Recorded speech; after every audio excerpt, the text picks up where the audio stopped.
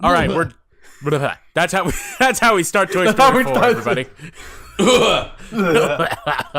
I still have chicken nuggets in my throat. Hello, everybody. Welcome to Pixarspective. Chicken nuggets. I can't let you Chicken nuggets away. Okay, whatever. Hello, everyone. Welcome. Actually, Watch. Do you want to say that? Welcome to a very special episode. Welcome to a very special episode of the Pixarspective, in that we're going to be talking about a movie that the Pixar movie that just came out. Yes. In fact, we're gonna because of our schedule, the Toy Story 3 episode doesn't come out until the middle of July. So we're gonna end up talking about Toy Story 4. Even though you, the audience, have not yet heard our thoughts on Toy Story 3. We're probably going to be spoiling that anyway. Speaking of, this is 100% spoilers. Yes, and very spoilers. Yes, it's going to be probably 99% unedited because, God, the trouble we've went through to get this out the door. Yes, oh my God. First off, I'm Random Bystander here. I am the Wash. I was hoping you would cough. Wow, okay. This might be your new Imagine bit. taking this sentence out of context. Oh, I was hoping you would cough. All right, edit that later. Either way, when we're going to talk about, yes, we went through a lot of trouble to get this episode. We were originally going to record 2 days earlier and upload it like either later that day or like Friday. Or Saturday, yeah. Saturday. But Mother Nature had other plans. Yes, because in the middle of our first intro, in the middle of the first attempt, there was a thunderstorm out, and it killed the power here. And I didn't have power until 1:30 in the morning. Yay! And then last night, the power went out again. And I mean, we weren't planning on recording that night because we were both busy. No, but if we did... but it just does not bode well. It does not. But it's a sunny day here in Wash's house, even though I'm not there. It's partly cloudy here, I think. What? I can't really look at the blinds in my room, but it looks decent. So we're going to record as fast as possible. So quickly, we're just going to recap our experiences with the film. And reminder, in case you got lost in Wash's rant before, spoilers for Toy Story 4, spoilers for our opinions on Toy Story 3. Yes. I'm going to personally try and not talk about Toy Story 3 too much. Oh, I am. In this. I it's really hard to avoid it, so... I'll try. Yeah, I will try. If you don't want to be spoiled... Well, I'm not, so yeah. GG. To clarify, we have already done the Toy Story 3 episode. That's already in the bag. It's gonna be kind of hilarious to come up to that and hear what our what our past thoughts on Toy Story 4 or past assumptions on Toy Story 4 would be. But if you don't want to be spoiled for that, stick around. But also, give it a listen anyway, and tell us what you think in the comments below about the movie and this podcast in general. Thank you. Yes, and all that jazz. All right. Who wants to start with their experience? Wash, you mentioned in the last run that in the doomed mystery run. Yes. that lost episode is going to be on the Lost Media Wiki. Anyway, my experience with that, I saw this at a really perfect time on a weeknight where there weren't that many people in the theater. So there was I think there might have been 2 families in that whole theater. I was really lucky. They, it was I didn't have to deal with kids shouting about, "Hey, look, it's Frozen 2," and whatever the other trailers were. None of them else mattered. They didn't even have an Onward trailer. It didn't matter. No, they had an Onward trailer in my theater. They did not for mine. Oh, okay. Well, you're the only one. Oh, wow. Okay. So, yeah, that was at least nice. But in general, I hate movie trailers. So But that's a whole different thing. that's a whole So, different thing. But overall, my experience has been actually pretty good, and I was very happy that the closed captions device that I had worked, because I've had some experiences with that with another Pixar film, which we'll get to eventually. Yes. And yeah, it was a pleasant experience. I was hoping to say this for the end, but when the credits came up, one kid went all the way to in front of the screen and threw his Woody doll up in the air for like a picture, and it was really cute. Oh, that's nice. Yeah. That's a cool thing. I thought you were gonna say he threw his Woody doll at the screen and For a second, me too. I really How thought that's could where you you, were gonna Woody? go. How could you? You murdered Woody. I'm so sad that's not where the story went. I mean, I'm happy, but at the same time, that would have been funny. Funny. Yeah. How could you, Woody? That's the name of the That's the name of the episode. How could you? Gabby murdered Woody. Oh, spoilers. But What are the spoilers? It doesn't We're matter. hitting hard already with the spoilers. all right. My experience now. Yes. That sounded so narcissistic. I'm sorry, but I saw it with my mom because when I watched the Toy Story 3 Pixarspective, like when I watched the movie, my mom was like, "Oh, you're prepping for Toy Story 4," and I'm like, "In a way, I guess I am. Yes." So, and so she's like, "Cool. Do you want to see it?" And my mom doesn't really see movies often. She doesn't really get the chance to, and she never really like goes with anyone other than like family. So I'll be like, "Yeah, sure, let's go see it. We plan to see it Tuesday." "I don't want to see it. Can we see it another day?" And I'm like, okay, this happened with Aladdin, where we wanted to see a movie and then we never saw it. So I was like, okay, Thursday we are seeing it. If you're not seeing it, I'm seeing it by myself. And we eventually saw it on Thursday. So it wasn't abandoned. It was like in the middle of the day, so there was still a place where a lot of grandparents live. So there was a lot of kids. There was a decent amount of kids, not like crazy overpopulated, like Toy Story 3 levels of rowdy kids, but it was a decent experience. I saw trailers. I did not get an Onward trailer. I got Frozen 2 and other ones that I don't really remember. Did you see the rocks from Brave in the Frozen 2 trailer? I felt a little that felt a little on the nose. Anyway, go on. Oh god.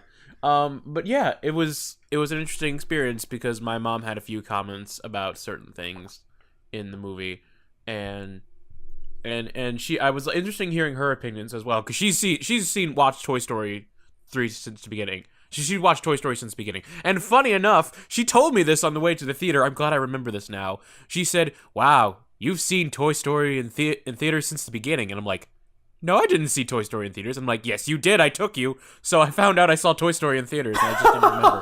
Aww. So it was weird. At the age of 1. So that means I've seen I've seen all Toy Stories in theaters. Aww, that's sweet. Yes, and that's the note I'm ending on. And this whole episode. Thank you for watching. Yes. Thank you. Don't forget to like, comment, and subscribe to KirbyFan66 and Pixarspective or Random Bystander here. Ah, damn you. All right. Well, speaking of KirbyFan66, what has been your experience? Oh, rotten week. Oh yeah, I'm very sorry about that. Things that I don't even think I'm allowed to talk about. It's just not. Sorry, there's a bug in my room. But anyway, I've been there. I think that's a bug at least. But whatever. Yeah, things that I don't even know if I'm allowed to talk about. It's just not been a good week. But Toy Story 4 was a thing that I saw. Kirby fan went with Kirby mom to see the movie. The theater had a lot of kids in it. I was able to ignore them. It was a little rough ignoring them at points, especially since there was a very loud one immediately behind me. Oh. The trailers are pretty bad. Yes. I remember it started with Angry Birds 2. Yes, I completely forgot about that. What other trailers were there? There was the one about the spy that gets turned into a bird. Yeah. Played by Will Smith. That one didn't annoy me that much. That one was just came and went. Frozen 2, which didn't have any jokes. I was very surprised. I'm glad it didn't. It actually looks pretty decent. I'm not gonna lie to you. It's a movie trailer. I know. But they actually. I'm glad they're taking it seriously. What is the new Pixar movie called? Onward. I knew it started with an O, but I can only think of Overcooked. So they had Onward. What other trailers did they have? They had the stupid AMC movies trailers that they always play that take 5 minutes. Yes. Did they have one for Dora the Explorer? Because that's what I got. Yes. Thank I you for forgot reminding about me. Dora the Explorer. Yeah, they did have that one. That looked bad. Yeah. I mean, but it looks better than... Yeah, I was just gonna say the what's his name? Swiper. Yeah. Sniper. Sniper, no sniping. Aw, man. looks better than Sonic. I'll say that. It does. That's all I have to say. Man, I feel like oh my god, I actually took like a power nap during the Trolls 2 trailer. Oh god, yeah. I think I blocked that out of my mind. Cause like I heard "Hello Darkness, My Old Friend" as a pop cover, and I was like, yeah, it wasn't even the original song. I was so mad. I was angry. Yeah, I think that's the point of the troll movies, is that they do like covers of pop songs. Like they did like a gorilla song. I hate the plot of this movie already, but we're not talking about Trolls 2. We're talking. We are not, and we hopefully will never talk about Trolls 2 ever again. Troll 2 is already bad enough. I watched the movie, and then when I stopped watching the movie, I went home. Brilliant. Great. All right, now it's time to talk about the movie. Well, I liked it. Yeah. I liked it. I liked it too. It's not my favorite Pixar movie, like No. without a doubt. I don't know if I like it more than Toy Story.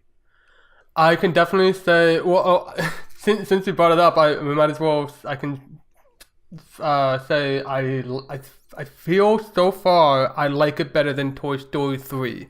Yes. Yeah, I definitely without like a doubt. Toy Story 3. And we're gonna get a lot of hate from this, especially saying that, but that's okay. Because all the reviews I saw, I was like, it's not as good as Toy Story 3. And I'm like, is it though? Watch it again. Put your rose tinted glass. Okay, that's being too mean. Well, I guess we can. Well, okay. Because we're doing this completely. It's completely different from our usual episodes. We don't really have a structure for this. We're just talking. I mean, we could talk about the plot, I guess. I guess. The plot is The plot is spoilers. What if Woody wasn't the favorite? Yeah, which is a very interesting concept, because I guess, I don't know, in Toy Story 3 I assumed, he would be the favorite, just like he was Andy's favorite. But no, he actually gets shoved in the closet a lot, and he struggles with not being the favorite toy. It's kind of like how I feel. It's like a coworker who had a high job, but got demoted after their company went bankrupt. I mean, I was just kind of making a joke when I said that, but that segment of the movie, it felt a lot like Toy Story 1. Yeah, I did. This already happened. I did at least appreciate somebody else taking charge, Dolly taking charge. That's nice. It's not just Woody having, being worried. Yeah, but I like that a lot. The short conflict between Woody and Dolly, because Dolly, like, she knows this. She's been through this, and Woody is still trying to like take over and acting kind of like dickish. Like, we got this, thank you. Yeah, because on one hand, yes, Woody's just used to being in charge. He's used to being the leader of the toys.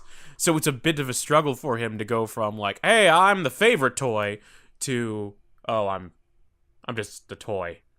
Not even a favorite. I'm not even getting played with. I'm in the closet. Yeah. With all the other with all like the preschool toys, including I didn't even know this until I looked it up, but it turns out all those toys in the closets, those are like comedy legends like Carol Burnett and Mel Brooks and Carl Reiner. I thought the voices sounded familiar. I thought the voices sounded familiar. They were very funny. Yeah, they were very funny. I found one interview, and I like that Carl Reiner said, to be represented by a cute little toy character is not the worst thing in the world. I thought this movie was actually very funny. Oh yeah, it was one of the funny. It was probably one of Pixar's. Okay, not one of Pixar's funniest, but definitely really funny. Yeah, like, it was definitely a lot funnier than 3. Yes, I have some issues with some of the comedy, but I think we can save that for a little later into the discussion. Yeah, I think I know what, or should I say who you're talking about? Really. There's no order to what we're doing. You might as well bring it up now. But we're still talking about Woody, and I feel like we're And we also learned that it's Bonnie's first day. It's Bonnie's kindergarten orientation. Yes. Which that's a mouthful. Bonnie has a good dad. He does. He may have almost went to jail, but it's fine. God, I love how that joke pays off, but it's okay. Oh my God, I laughed so hard when Buttercup said Dad's going to jail. All right, but yeah, Woody actually sneaks into Bonnie's backpack on the first day of school, and it's kind of sad to see how lonely Bonnie gets at just like the first day of school. It's hinted out in one thing that I kind of liked with Toy Story 3 was that it was hinted at that Bonnie is like, she's like energetic and imaginative when she's with her toys, but like when she's with other people, she's really shy. And this is like extra compounded when she's in a brand new place and there's all these kids that are just ignoring her, and she's in like a horrible spot. And then Woody decides to sneak some handcrafts, and Bonnie decides to make a friend out of a spork named Forky. Yes. And shouldn't he be Sporky? Yeah. That's little kid logic. I'm fine that's with honestly that. little kid logic. But speaking of logic, this crazy imaginative child should be able to come up with a name like Sporky, I think. You know No. It doesn't have a Forky. good. I'm fine with Forky. I'm fine with Forky. I'm so fine with Although Forky. it's funny because Forky decides to. Well, he doesn't decide to. He becomes sentient. He becomes alive, which was interesting. Yeah, it was interesting. It definitely raises a lot of questions, but this was at the end, but I very much liked, how am I alive? I don't know. That's your answer. That's your answer. You know, honestly, I thought they were going to delve into what makes a toy and what actually makes a toy. That's what the teaser trailer, if you remember the teaser trailer, that's what it was hinting at. Because it seemed a lot like Forky was gonna like break out the secret of the toy life, but no, he just wants to sit in the trash. Yeah, he's trash. But Woody knows that Forky is the best toy for him, for Bonnie at the moment, and he can't let Forky throw himself away. and that Randy Newman that's song. Enough to make a Randy Newman song. I missed that so much. Oh my God, I was laughing and smiling when I heard that Randy Newman tune. Like it's a throwback to the first film, like the first Toy Story. Strange. Oh God, don't compare it to Strange Things, please. Honestly, I Can't Let You Throw Yourself Away has a good beat, and it's gospel. So, they has like the whole chorus in the background. I can't let you. I can't let you. I can't let you. Yes, that reminds I'm on me. a Discord call right now. I want to disconnect you so bad. I love that so much. It reminded me of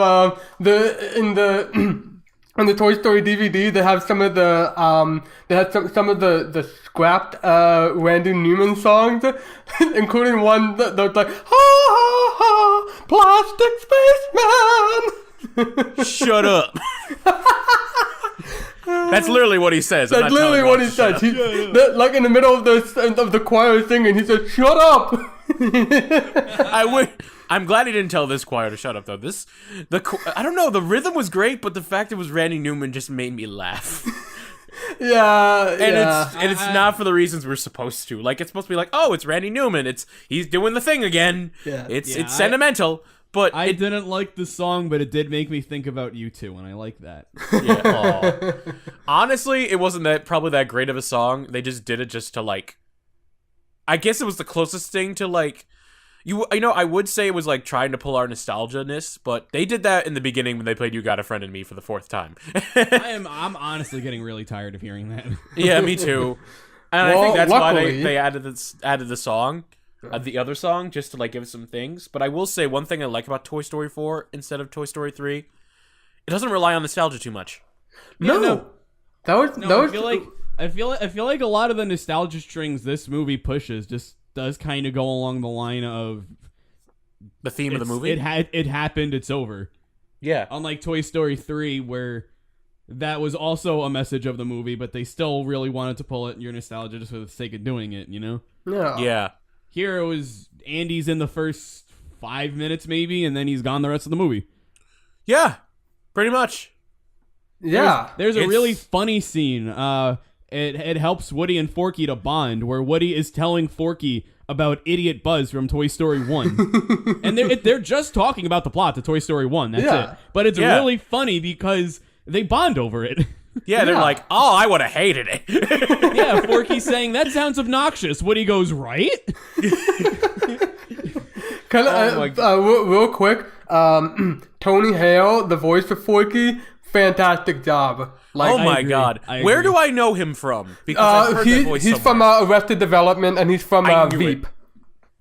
I knew it. Okay, all right. He played Buster in Arrested Development, and I knew it. And I can't remember the name of the bad guy from Veep, but he knocks it out of the park with this performance. Like you can feel the meekness and the innocence in his voice, and God bless him. Yeah, I will say, Forky is like, for a new character, gets a lot of important screen time, and in fact, a lot more than a lot of main characters in Toy Story. Like, other than like the speed plot of keeping the car stationary, the main cast doesn't really. I mean, the main cast in the previous films, like Bonnie's Toys, they don't really do much. And then Andy's toys really don't either, except for Woody and maybe Buzz. Maybe Buzz. Andy's toys don't really do anything either. Yeah, no, I call them all Bonnie's Toys now, but yeah. Well, yeah, but you both bring up a very good point. That Mr. Potato Head, Don Rickles, of course, passed away, rest in peace. And so what they ended up doing is that they used they actually went back to the previous 3 movies and they looked through the archival, like, unused footage of Don Rickles and try to keep his character going, like, at least for one more round.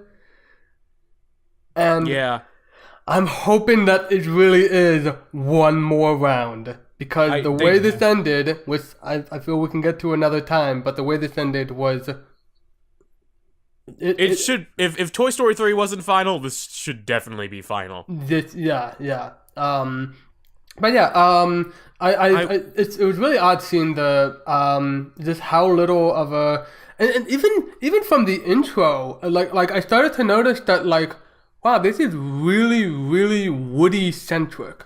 Like, yeah, it is 100% about Woody and Bo Peep, who's become much more involved than she'd really been in the Toy Story 1 and 2. Especially 3. God, she got shafted. Out of all the people, she was definitely considered one of the main characters in the original Toy Story, and they just took her out. Yeah, and they tried to put some sadness into it when it says Bo Peep, and it And then he just we says, had talked in even it. Bo, and then moves on. Yeah. Yeah. I will. I was gonna bring up another character who I think is not that great, but now I have to talk about the opening. I like the opening a lot. I really did. Oh, you're talking about the flashback to Yes, the flashback. It was okay. First off, this is a note about the movie in general. It's gorgeous. Yes, It's so gorgeous. It's the opening is super well lit. Yeah. Oh my god. Like this is Pixar saying, "Hey, motherfucker, we finally got rain. We finally figured out rain." Yeah. Like the very we tried first- that. We tried that in A Bug's Life and it didn't work, but here we go. Like literally the very first thing we see, we have the Pixar logo and then kaboom, thunder, and you have this gorgeous Pixar logo in the rain. And then it transitions over to Andy's house, and Jesse and Bullseye are like, "Oh no, what are we gonna?" I don't know. They were barely in this movie. They were, but I will give them credit. They did help out in the end. Bonnie's Toys did work together in the end. Yes. They serve that purpose, and then they drive away. Yeah, but we'll get to that. The opening. But yeah, honestly, this story was about Woody and Bo Peep, but Woody was definitely the main character in this one. No questions asked. Yeah. It was about Woody, and in a way, Woody like that. I said it like Jesse. I don't know why. Yeah, you did. But I'm okay with that it was just about Woody, because it gave the story more focus, and honestly, there's not much to develop with most of the regular cast of Toy Story. I mean, okay, but this is a fair comparison because it's a sequel film. Toy Story 2 was very much Woody's story, and some of the best parts of that movie were about Buzz and the gang. Yeah. Yeah, that's a good point. They could have used Buzz could have used... There is a B-plot in this movie, and there are side characters, and most of the side characters are very funny. But yeah, you have legacy characters. Even the Toy Story 3 characters, you have legacy characters, and they're shafted, I would say. Ken is not in this movie, and it does make me sad. That was so odd. I get it. I don't really know how they'd be able to fit him in, but also... Oh yeah, that's right, because he's back in Sunnyside. Yeah, him and Barbie are in Sunnyside. They could have done something. They had Barbies. They had Barbie, technically. Yeah, but she's in the beginning of the movie. And that's it. Yeah. I did like that. I prefer the opening for 4 a lot more than 2, because what I really like about this is that it kind of hints to what the whole point is, which is that Woody is. I mean, Woody's just been looking for a purpose, and his he outwardly he's just saying that like his purpose is Andy, being there for Andy. And this opening was a good way of demonstrating that like he can have another purpose of saving toys and of helping them get to their owners, helping them find new owners, saving them from like dire situations like RC in the storm drains. Yeah, he can do a lot. Sorry? He can do a lot. He can do a lot, but he's too scared. He's too scared to like not be loved as a kid because he's so used to it. Yeah, like he was almost ready to just ship himself with Bo Peep. Yeah, and I did notice that. I noticed that Pixar, him clenching onto the edge in both the beginning and the end. I noticed that little motif. Oh God, I liked how even though yes they could have focused on a lot of characters, the fact that it's focused on Woody, in my opinion, makes it stronger because it's just focused on one protagonist. Yeah, unlike the actual protagonist, you're not focusing on the Buzz video game protagonist. Which has its own purpose, and I'm fine with that. But I feel like this opening is a lot stronger in terms of narrative. Yeah, So I agree with you that for the movie, it's a strong opening. There's one thing about it that I really did not like. Go ahead. You look at the opening for Toy Story 1. It is... I hate to use the word imaginate, but I'm too big of a Gumball fan to not use that word.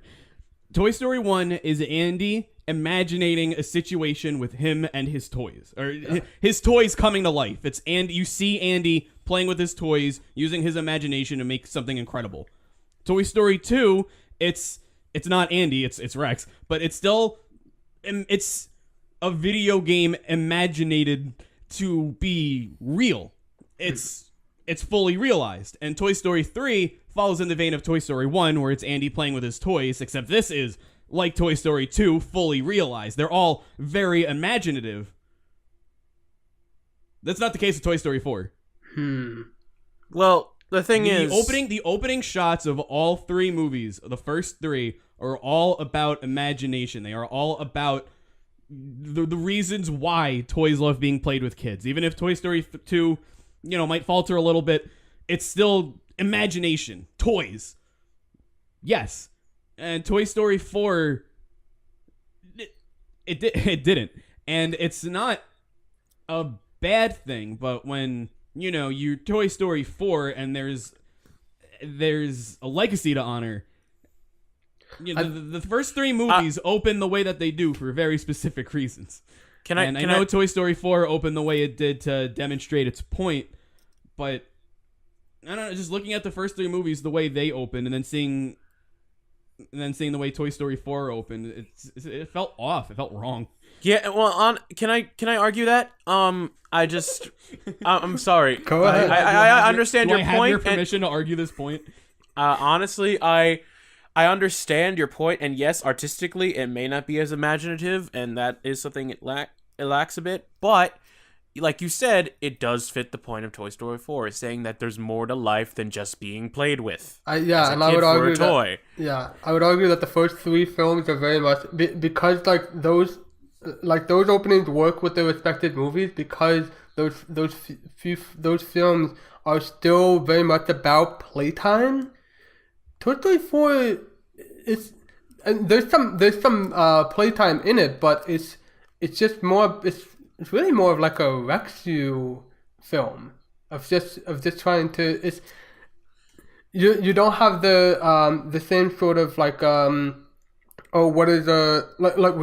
Story 1 is just about them trying to get back to the kid. Toy Story 2 and 3 are both about like what do you do when your kid moves on? And Toy Story 4 is very similar to that, but it's like, what do you do when you no longer have a purpose? What do you find? I think I was going with something with a better case than that, but I didn't. I can't edit this. It's basically like, now what? I have a counterpoint to that, but that's gonna get into one of my bigger issues with the film in general, and I don't want to get into that just yet. Okay. Although I do understand what you do say by like characters not being used to their fullest. One character it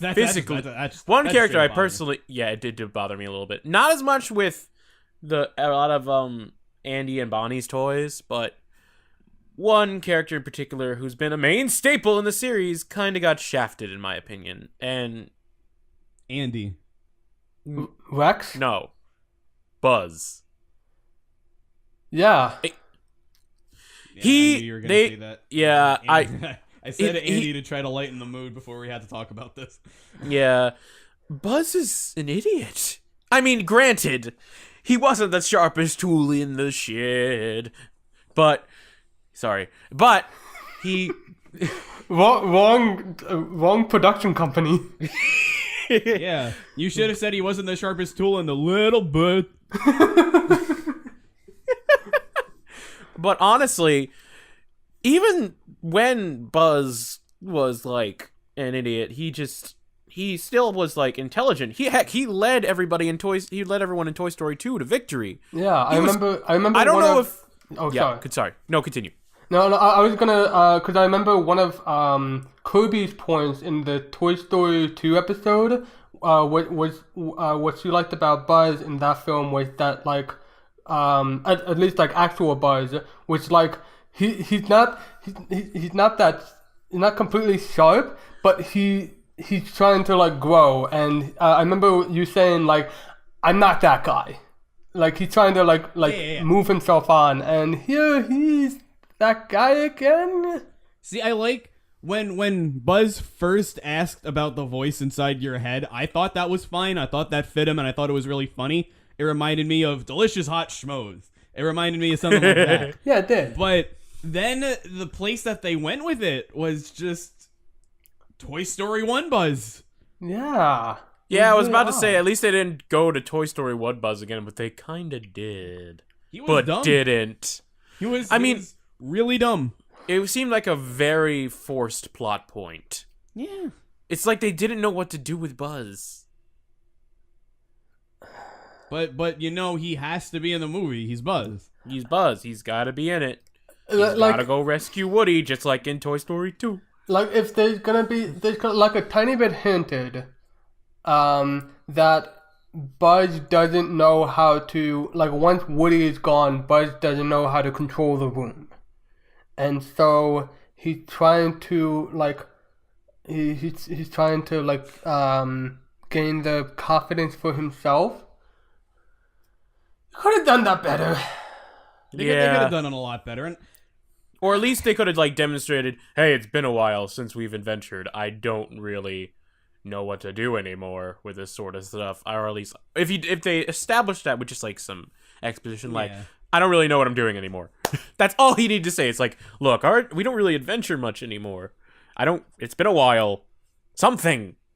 Instead of just being like, what's this voice inside my headset? Like, as it is, it just kind of raises the point of, didn't he lead the toys in Toy Story 2? Wasn't he going to be in charge when Andy was gone during Toy Story 2? Granted, he the one who spoke to the evil toys and Lotso in Toy Story 3? Yeah. Those are the kinds of questions. And all he had to do was say, it's been a while, and they would have been completely gone. Random is totally in the right here. Yeah. But they didn't. Yeah, it was just... was so frustrating. It was, yeah, it was. It was. I mean, he was still capable. He just needed guidance, and... there are points where the inner voice gag did make me laugh a little bit, but it was only one point where it's like, mission accomplished, soldier, head back to base, and it just kept. It's like how many voices are there? What clips does this toy have? I was a kid during the 90s. What do we need to do to get out of the thrift store? Nothing. What? Nothing. The shell has spoke, and he literally presses. Okay, I get it. That, and I just realized at the end where he's just pressing random buttons, and he's like doesn't work. He's like, this toy's malfunctioned. Let's put him in the drawer and just keep going. And then he just literally just says out loud, you left your backpack at the thrift store. Let's go. Yeah, I forgot about that. That was a very good payoff. Yeah, that one was funny. That was really funny. I will say some jokes. There was a lot of jokes that I thought, okay, this is going to get tiring. And then something happened where it really paid off. And then I didn't think it would. That happened three times in the movie. One of the biggest laughs for me throughout the entire movie. I don't know what you... I thought these characters were very funny. I don't know what you two thought of them. The stuffed animals. Yeah, when they were trying to think of a way to get the key from the old lady. That had to be the funniest part of the whole movie. Hands down. Where's this going? Shush, let us finish. Yeah, they were pretty fun. I know one of them was it Key and Peele? It was actually Key and Peele. I was expecting Key. I didn't expect Peele because he's already like a film director, and I didn't think he would be coming back to acting. But they're both like gunning this 100%. Oh my god, they were great. They were honestly great. And I expected to be in... Sorry, I'm just gonna interject that I disagree. I did not like Bunny and Ducky. I did not. Really? I'm a huge fan of Key and Peele. I thought like the majority of the jokes fell really flat. It was also just bugging me on what are you two doing here? Like what is your purpose? And bugged me so much. Maybe upon rewatching this, I'll change my mind. But I did not laugh. I didn't find him funny. I'm sorry. I mean, originally they did get on my nerves, but after that, I think just the structure of the how to get the key joke made me laugh a lot. There was one point. It wasn't a laugh, but it was like, oh, that's really nice. Was when they escape from the thrift store and they're like horribly damaged and trying to save Forky, and it's like we gotta and like Woody wants to go back and everything. There's a point where Ducky sees some fluff and assumes the worst, and Bunny is right behind, and they just have like a hug, and it's not played for laughs at all. Like, it's a genuine, like, they're close friends. They've been by their sides for who knows how long, and they care about each other, and I really enjoyed that. Yeah, that they may be overused comic relief characters, but they have a bond together. A bond stronger than Woody and Buzz. Every time apparently, one of them talks, the other has something to add. I like that. Yeah, sure. Again, I can. This will totally change. This can totally change upon rewatching and when we do like a proper Pixarspective episode on this. As of now, they're not my thing. You know who is my thing though? Hold on. Oh yeah, Duke. Okay, you said his name. All right, we gotta talk about him. Duke Kaboom. Keanu Reeves does it again. Duke Kaboom was incredible. He was this version's Ken. Oh, John! This is for you, John. And then he just breaks a light bulb. I could do this with my eyes closed. Yeah. Wait, what? What? Yeah, he was very fun. You had a kid? Oh no, I had a kid once. Oh god. Yeah, Keanu Reeves did so good in this. He did. I think they wrote the role just for like, let's get Keanu Reeves in this movie somehow. And yeah, they did not have to do this, but they gave him his own mini arc, and I appreciate that so much. They did. In fact, I'm going to argue this by saying they focused a lot on the new characters more than the returning ones. They did. The only returning characters that got any kind of focus were Woody, Bo, and Buzz. And Buzz didn't even get that much. You could say Woody and Bo were the only two that really got all that much focus and development, and I wouldn't argue that. And even then, Bo went through a real character change in general. For the better. For the better. Yeah. Oh, God, yes. Personality. Actual personality. All right, do we want to get to Bo, or do we want to talk more about Keanu Reeves / Duke Kaboom? He was just a ball. He was just He was so much fun. He was so much fun. Like, from the very beginning, you just see him posing, and he's like, oh, we got ourselves a... This is the kind of character we're dealing with. I am so on board. Again, it reminded me of Ken. And also the place we see him introduced, we see a whole bunch of toys and like this little party place. And the first toy we see... Yes! Tin Toy! That was so clever! Toy! I literally gasped in the theater. I audibly gasped. My mom too. didn't get it. I audibly gasped when I saw Tin Toy. And it's like, that should be like, because we had some complaints about Toy Story 3 with nostalgia, but that works so much better. Yeah. This isn't nostalgia. This is a great callback. Yeah. Nobody's nostalgic for Tin Toy, first of all. Like, this is a throwback to before Toy Story. You know who this is nostalgic for? The old Pixar staff. Yes. They're probably like, oh my god, it's Tin Toy. and like, if you don't, and like with your mom, if you don't get it, you don't need to. Yeah. Exactly. It's just like, oh, it's a cute toy. So great like, my mom was looking at it and like looking at me like, what? What's the matter? It's just a marching band toy. What's up with you? We all noticed it right away, right? Oh, yeah. Yes, of course. Yes, of course. Did you gasp too? Because we both gasped. Absolutely.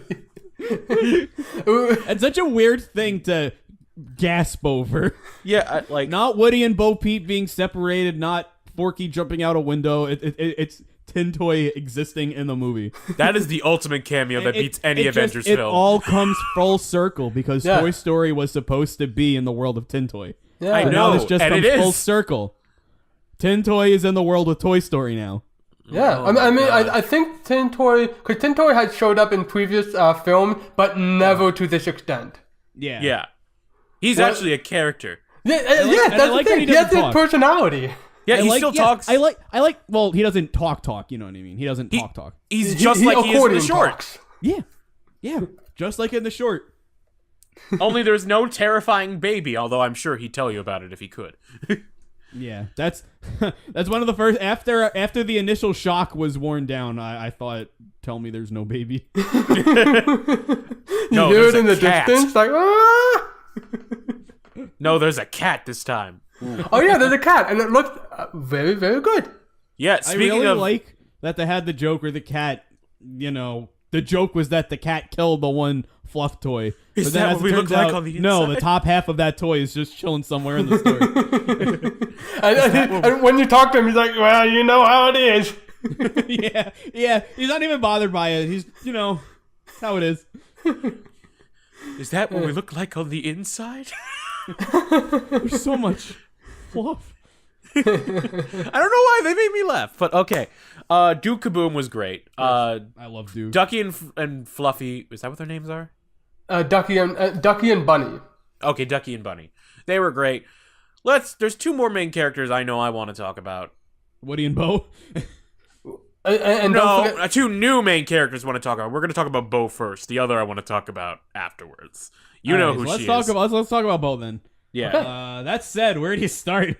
Oh my god, she went through... First off, she looked great in the flashback. Like, a lot better. They managed to do a nice balance of the new design and keeping with their original design from Toy Story. Like, It was just like an updated model.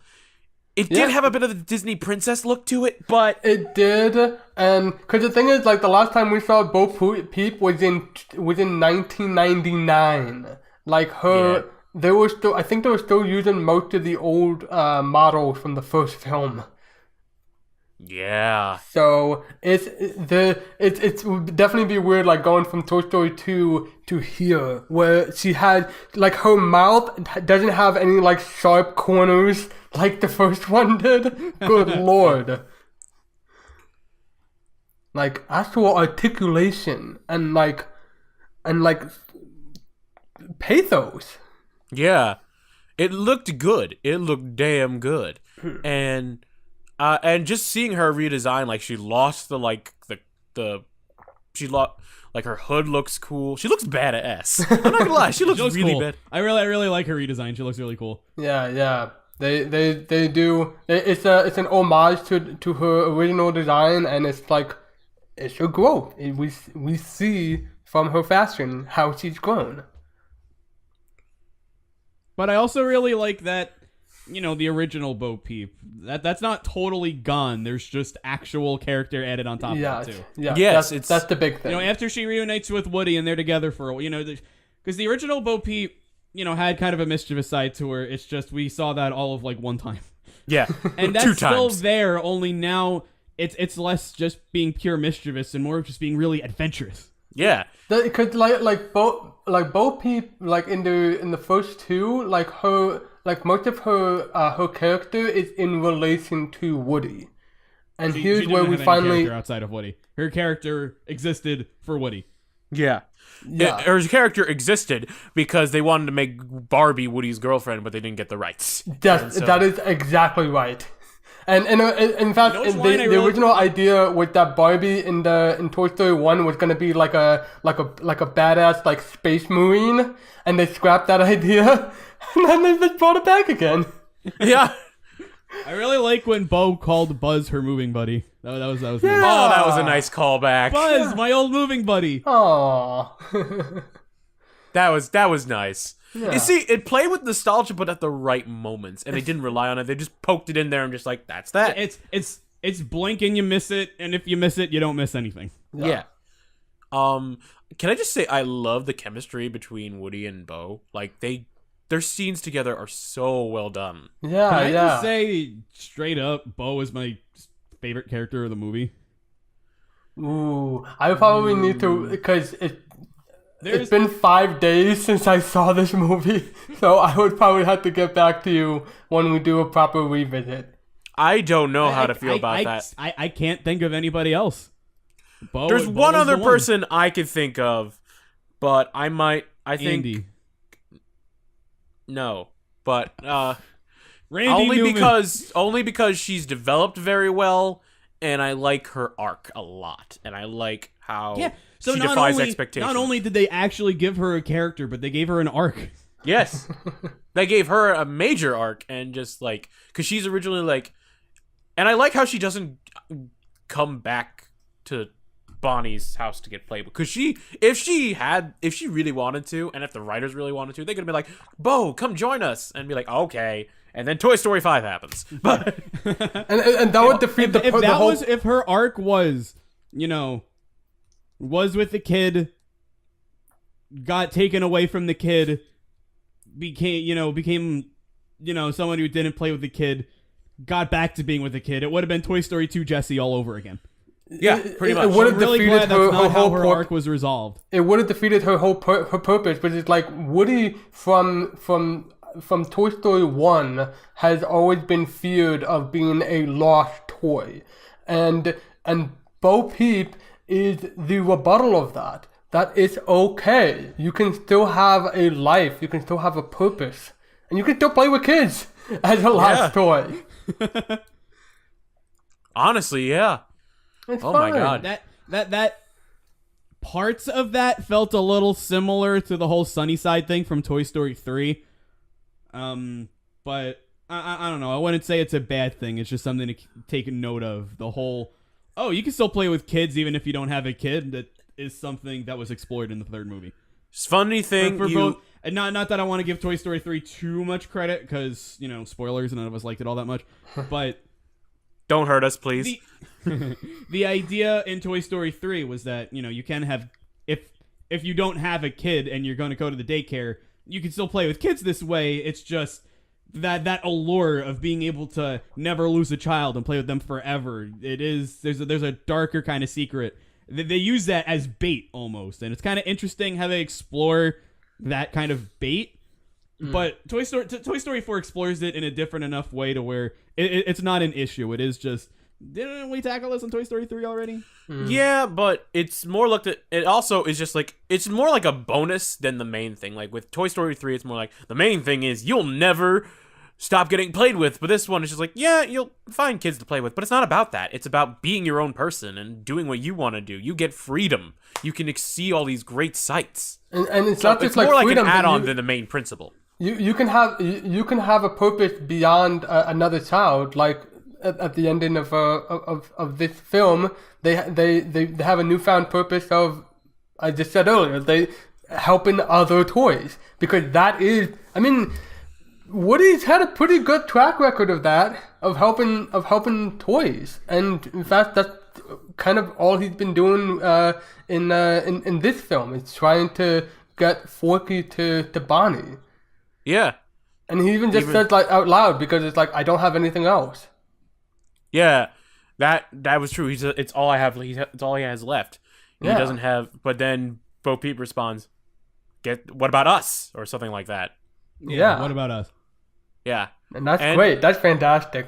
That's so great. That reminds me a bit of I mean, not too nearly as, I don't think it's that strong to an extent, but it reminds me of The Incredibles. Yes. Oh my god. I know exactly what scene you're talking about when Bob shouts, "I don't want to lose you again." Yes. Oh, yes. Oh my god. That is exactly what I thought of when as soon as I, no surprise, saw the scene.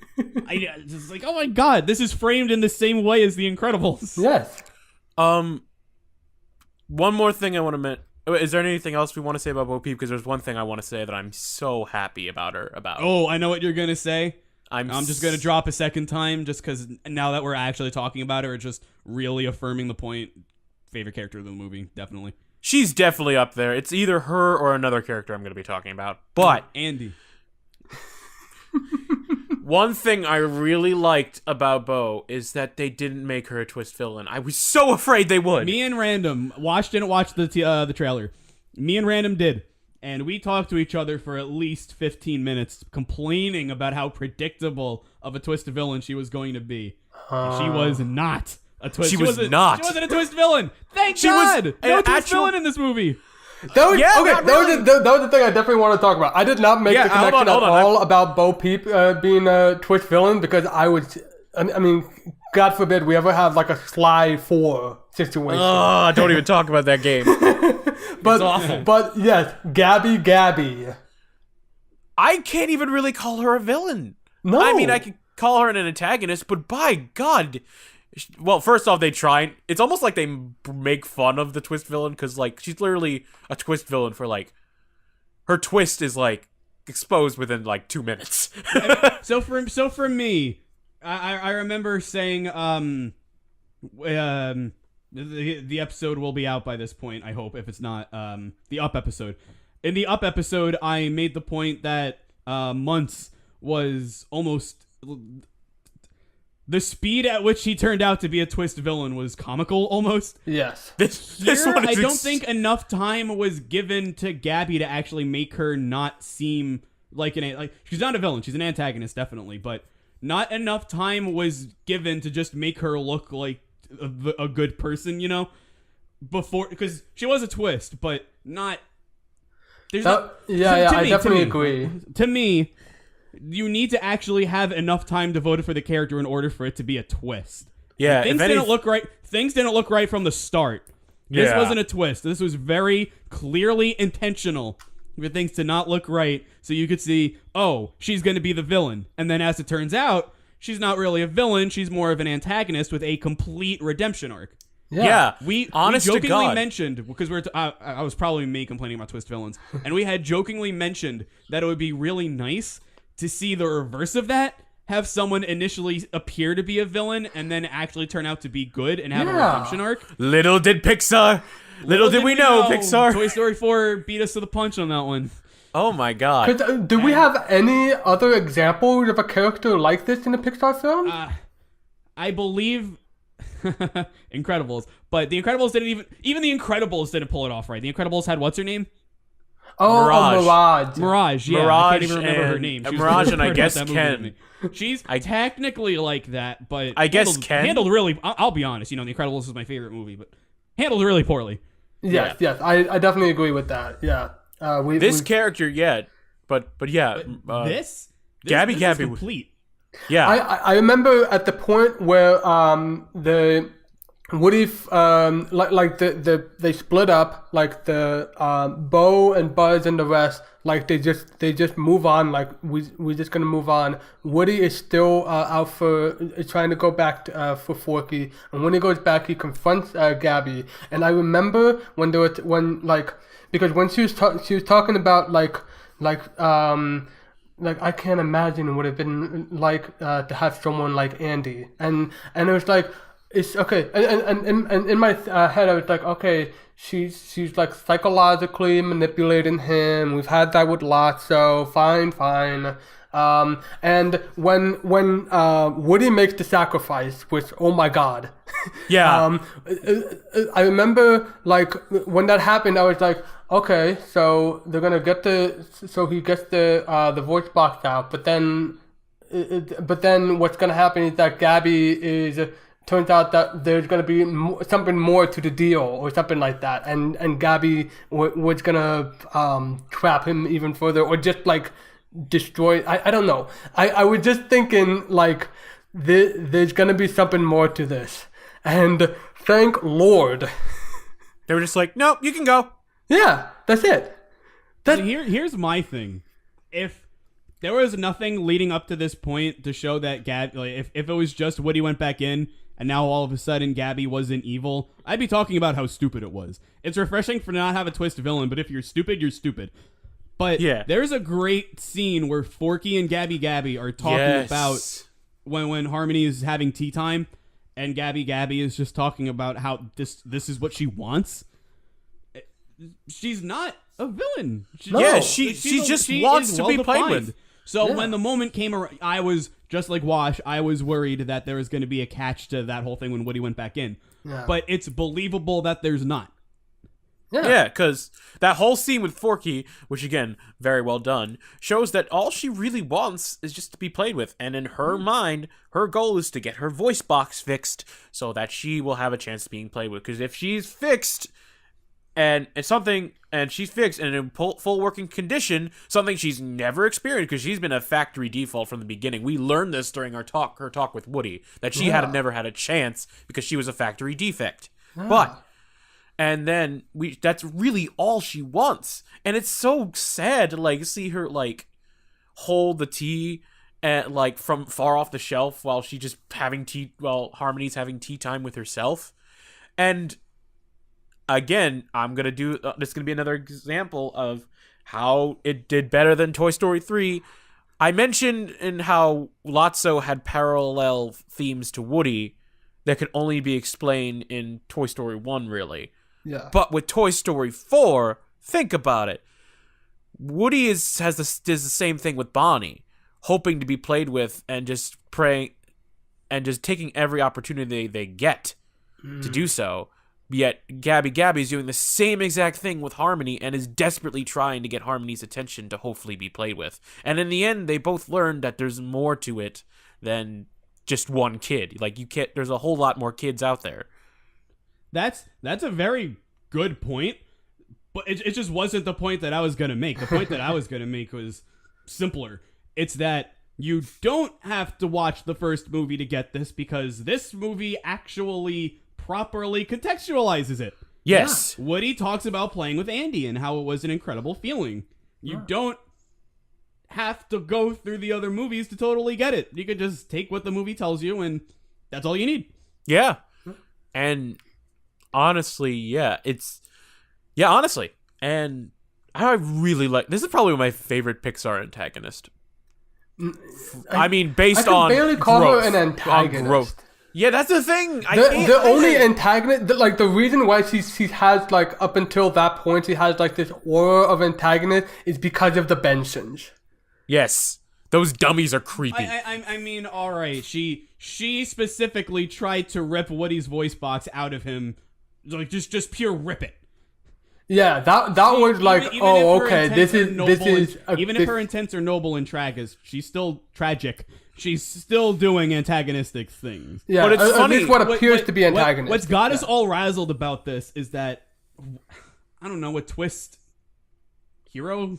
Not a hero. I don't know what to call this. She's a twist, not it's villain. a redemption. That was literally what I wrote down in my notes. Like, twist, not villain, because I don't have there's probably a good word for it, but I can't really think of it. Like, it's not a hero. It's not an anti-hero. It's definitely not a villain. I barely call it like, it's an antagonist only in so much, like, for the majority of the film, she's an opposing force.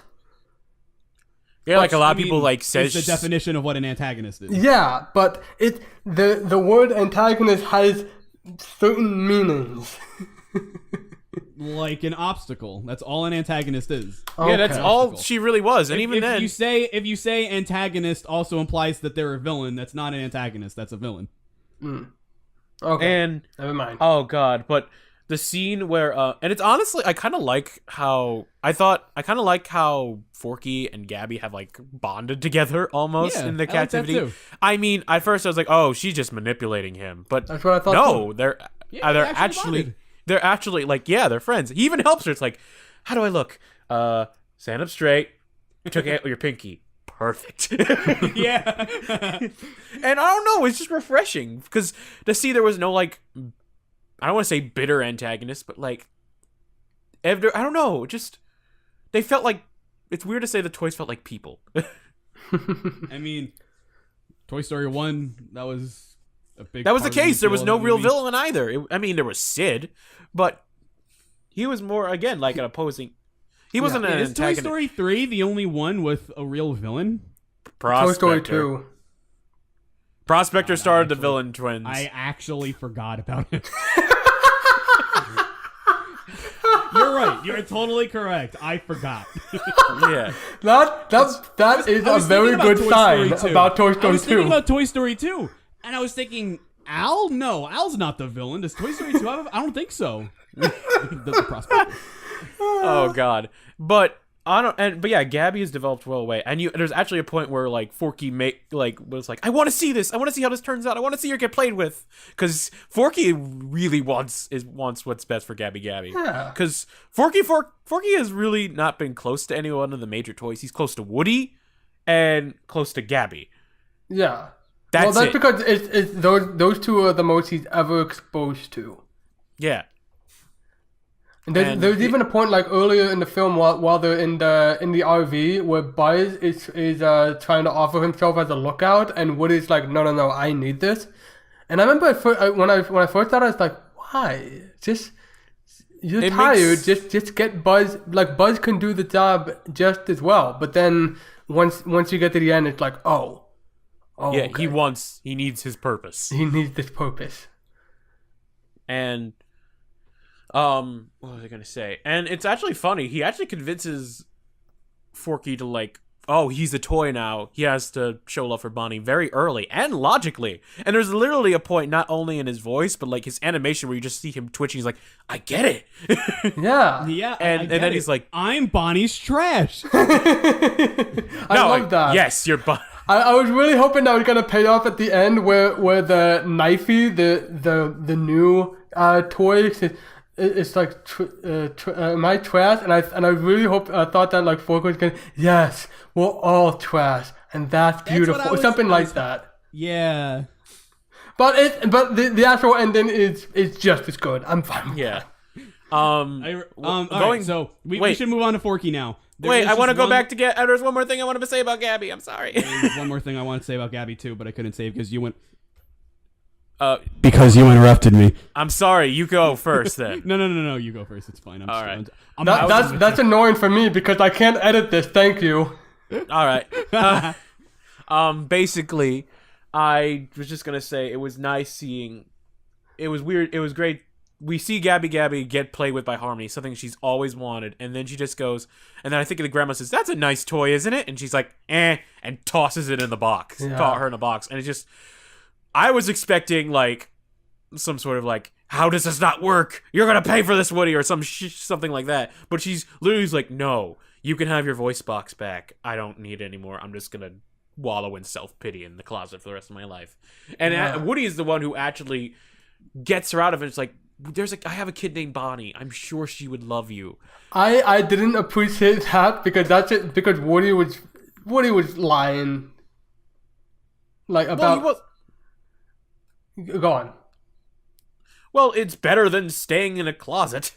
And how is Woody lying? My because it felt like lying because it was like I really doubt that Bonnie would take in Gabby.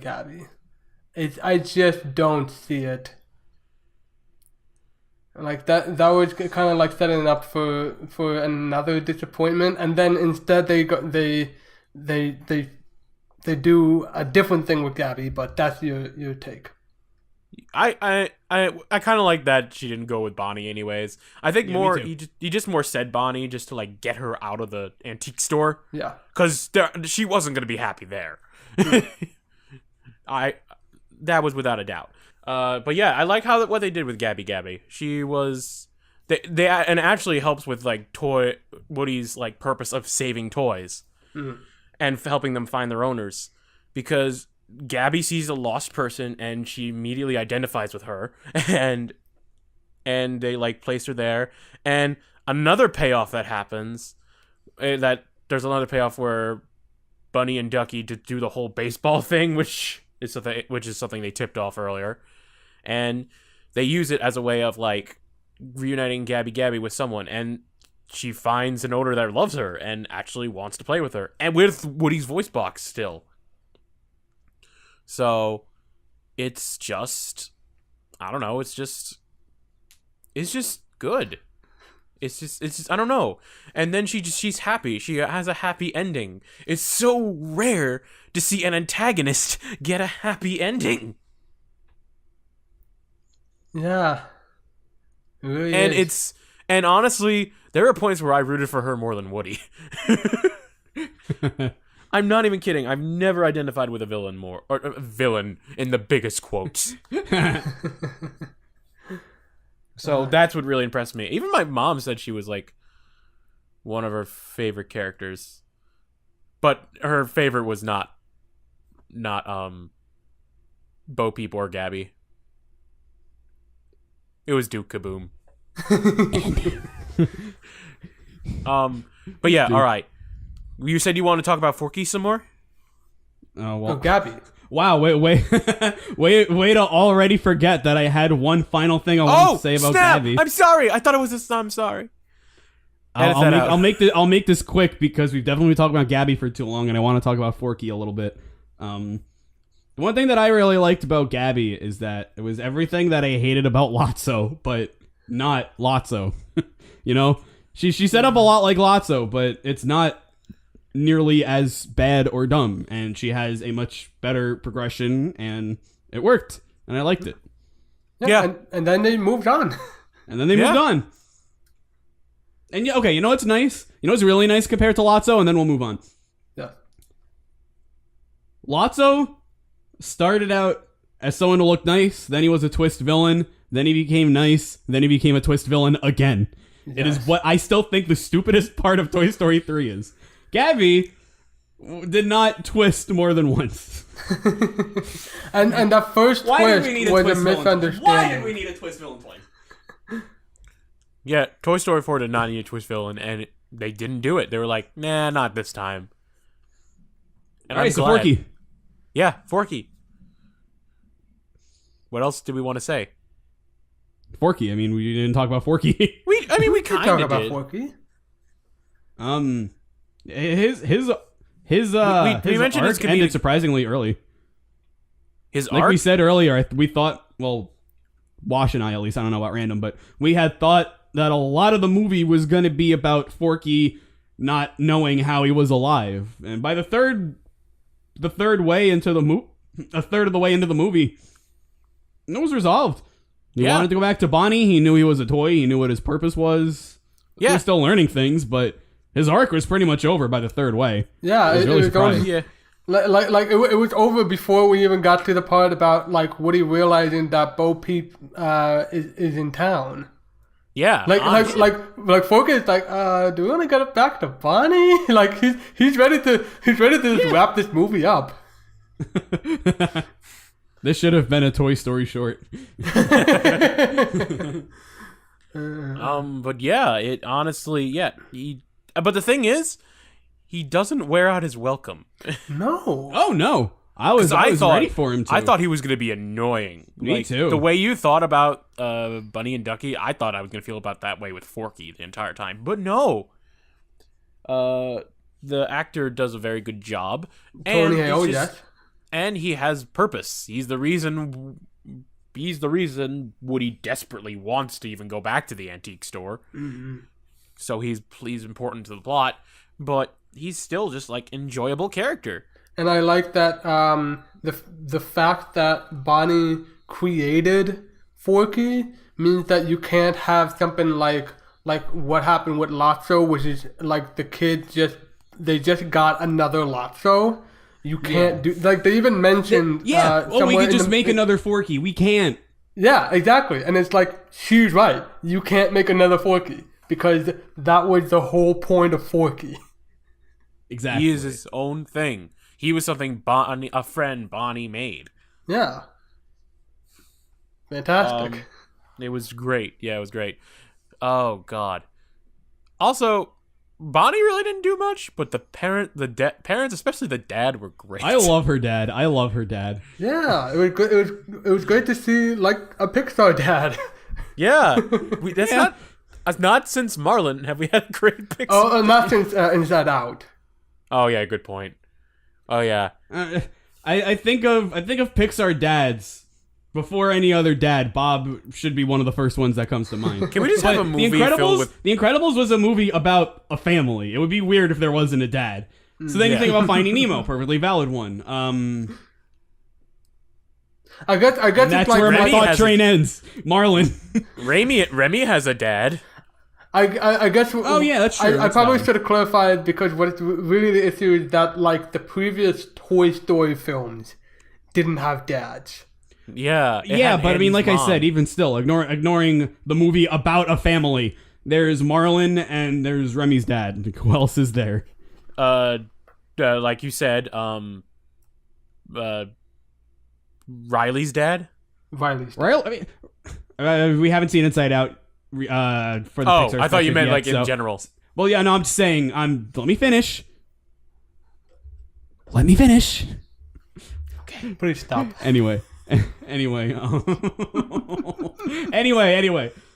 Riley's dad is there, but I mean, compare to Marlon, compare to Remy's dad, where they're very important for the sake of the movie. And even, okay, so Bonnie's dad isn't super important for the sake of the movie, but he's still a very well-defined character. Well, maybe not well-defined, but he's there enough, Riley's dad, the point of Inside Out wasn't the world outside of Riley's emotions, Yes. Toy Story 4, it was about the toys, and Riley's dad, he didn't interact with the toys, but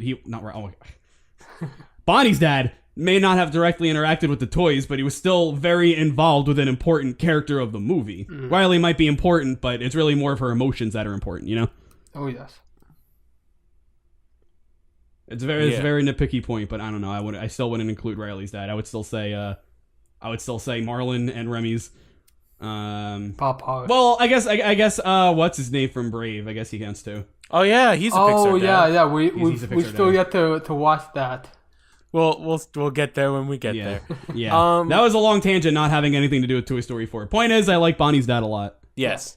Yeah. I like the joke. I like when I did not like that Jesse. I thought Jesse popping holes in the tires was. The toys were like, oh yeah, that's great, and all I could think of was, how much of an inconvenience that is. Not just inconvenience, cost. Yeah, money, but financially. Like this. I liked when Bonnie's mom said, "All right, well, looks like Dad needs some words." I like that. Dad... That was funny. But I felt bad for him. Yeah, I felt bad for him too. Especially he had a rough time with this trip. His tire went flat. He probably got a ticket that was astronomical. Almost went to jail, which again, great joke with Buttercup. Yeah. Dad's going to jail. I thought it was just a throw, like let's send Dad to jail. I was like, okay, that's a cute line, I guess. And then it made me chuckle whenever I heard it, but I was not expecting payoff. Yeah, neither did I. And then he was like, we see him with a whole bunch of cops, and he just stops, and then you just hear Buttercup going, he's definitely going to jail. And I'm just like, I'm dead. That was perfect. That made me happy because of Bonnie's toys. Buttercup is my favorite one. So that made me really happy. He's been my favorite since Toy Story 3. There is no way out. You said what's his name? The porcupine. Prickle Pants. Well, now Buttercup definitely said Prickle Pants in Toy Story 3. Well, now he's in the movie once. Oh yeah, did he only have one line? I'm tired of playing the store owner, and he's like, Prickle Pants, please. I'm destined to play blah blah blah blah. And he's like being a diva. It's like he literally has one or two lines. Yeah, it's not just the original Andy Toys crew. They're not the only ones that got shafted in this movie. Everybody got shafted. Except for maybe Dolly. Dolly for the first sixth of the movie, maybe, but after that... My favorite lines of hers, what is with everybody and jumping out of cars? That was a great line. This movie had a lot of great lines going for it. Yeah, so I brought this point up before, and then we said we would get back to it later. I thought this movie was really funny. It was. It was really... The comedic timing was great on both old and new characters. And like it's most of them, even some of the shafted toys did get a few lines. Like there was a point where Tracy was the GPS, or Trixie was the GPS, and she was like, "Wait, this is no, this must be wrong. No, it's right." Does the GPS sound funny? Oh, don't worry about it.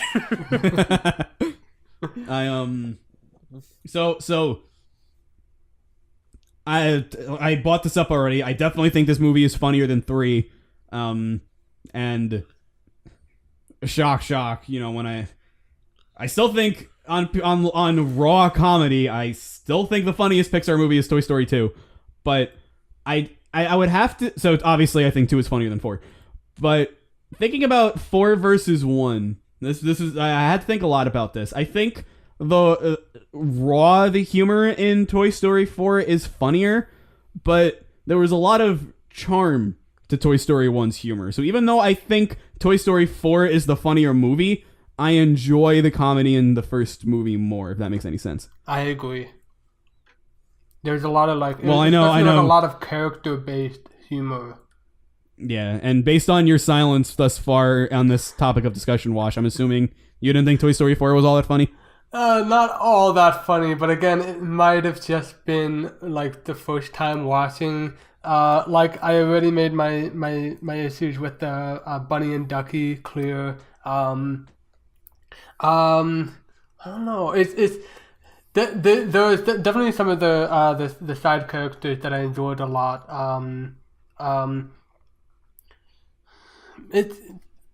It's hard for me to really explain any further than it didn't make me laugh that much. And I was more, and the thing is, I didn't have a problem with that because as I was watching through, I was just kind of taking it in, and it's like, huh, okay. And when it was getting up to that finale, when it was getting up to that finale, and it started to slowly dawn on me that's like, wait, what about Woody's voice box? Wait, they're not gonna get its voice box? Wait a minute. Yeah, this is a good time to talk about the ending, isn't it? Well, okay. None of us brought her up. I was anything gonna to say bring her about up. Giggle McDimples? Giggle McDimples. Oh yeah, I forgot about her. I was gonna bring her up. She was fun. She was I fun. liked her What is energy. her? Who voiced her? She kind of sound. Her name is Ali Mackey or Makey. She's I couldn't remember what sitcom she's in, but she's in like a she has like a starring role in some sitcom. Ali, how do you spell it? With that? I'm looking her up. Toy Story. Ali Mackey, Maki. Oh, found her. Okay, let's see if I know her from somewhere. I didn't recognize anything. I liked her energy. Yeah, she was fine. In one of the interviews I found, she's apparently well known for having a very infectious laugh, and so when they approached her on it and said, "Do you want me to like what kind of laugh do you want me to do?" and they said, "Just go all out." I did laugh a couple of times just when because she did laugh a couple of times, and it was just such a weird laugh. That I liked it. I liked there's one little line where she's talking with Bo Peep about like, so what's the story with Woody? And he's like, there's no story. And Giggle talked about the time he dated He-Man. It's like, I'm not proud of it. Oh I was like, God. that's really cute. There are a lot of Hey, there was a Combat Carl. I didn't even notice that it was a Combat Carl until afterwards when I looked it up. Even Combat Carl. There was one of those toys that wanted a high five but didn't get it until after the credits. Yes. And he gets it from Duke Kaboom, and that is valid. Yes. That's more valid than way Woody. valid. My favorite is just like they're just like moving on and talking about the plot, but in the background you just see this Carl with a hand up, and he just slowly gets sad as he realizes he's not getting the high five. Oh, that was I felt so sad. I'm so glad I got a proper payoff.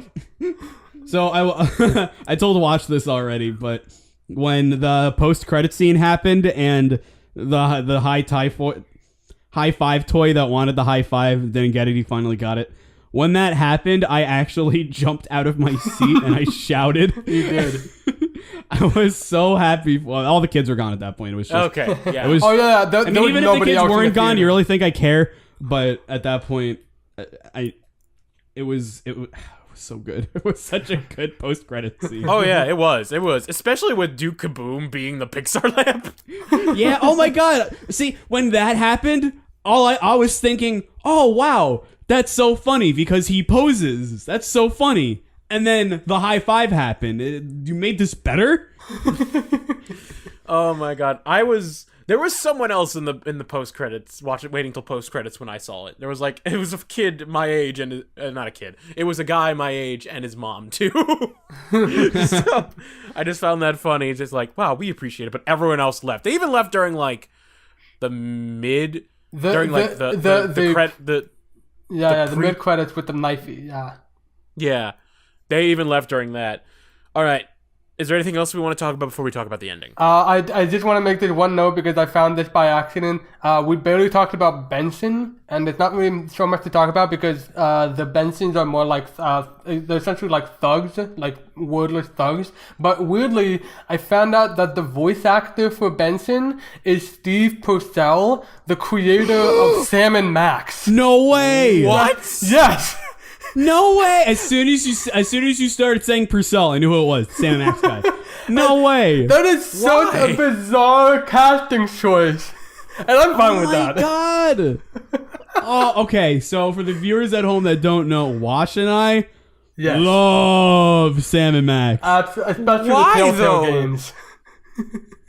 I'm looking and I'm just like, I don't know. Like when I saw that, it was like, what is Steve Purcell sound familiar? And I clicked up, and it's like the best known as the creator of Sam and Max. It's like, what? apparently he wasn't known for Brave as well. Oh, okay. I guess they just had his number.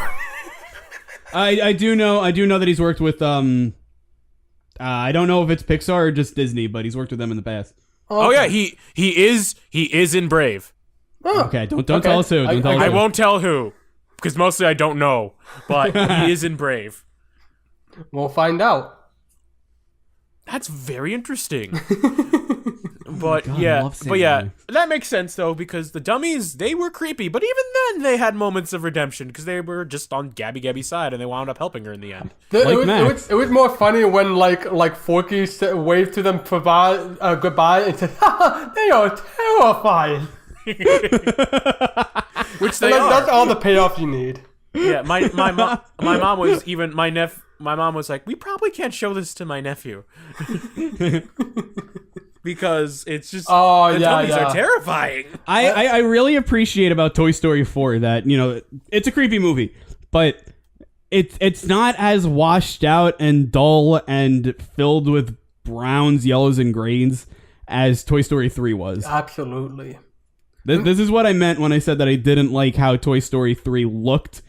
Yeah. But it still could have had, you know, it could have looked good, but because of the color scheme that they went with, it just didn't. But here, much better. I had noticed that like it's kind of a hint of Gabby's redemption is that like when Woody talks with Bo and the others about the thrift store, they're not like terrified about her like the like Bonnie's toys were about Lotso. Just like at the very at the sound of his name, there was like, you got back from Sunnyside.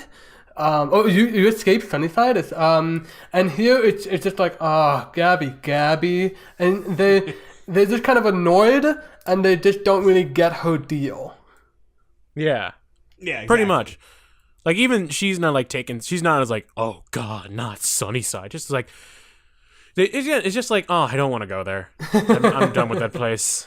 Yeah. I've been there. I've been in there for years, and then I got bored of it and left because her lamp was there. Yeah. Yeah. And the sheep. We didn't even mention the sheep. They were cute. Oh yeah, Billy. What is it?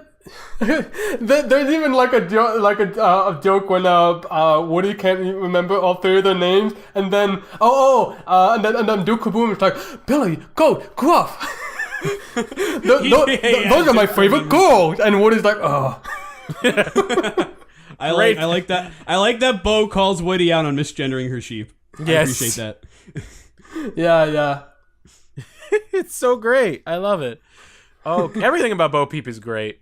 Honestly, she might be my favorite character. I don't know yet. It's either her or Gabby.